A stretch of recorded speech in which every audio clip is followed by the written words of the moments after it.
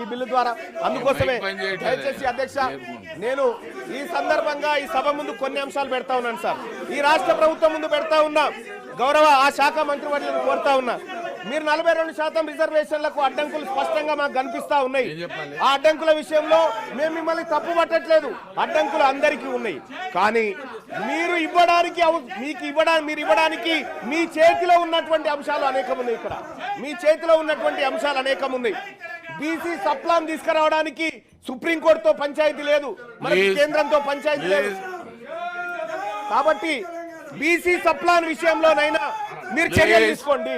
బీసీలకు కామారెడ్డి డిక్లరేషన్ ప్రకారం ప్లీజ్, ఒకవేళ కాళేశ్వరం విషయంలో మన హౌదులో కూడా చర్చ కావాలన్నప్పుడు నేను తప్పనిసరిగా ప్రభుత్వంతో మాట్లాడతాను.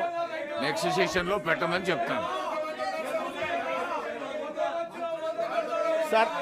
సార్ ఇక్కడ సార్ బీసీ సప్లాన్ విషయంలో సార్ ఈ రాష్ట్ర ప్రభుత్వం తక్షణ నిర్ణయం తీసుకోవచ్చు సార్.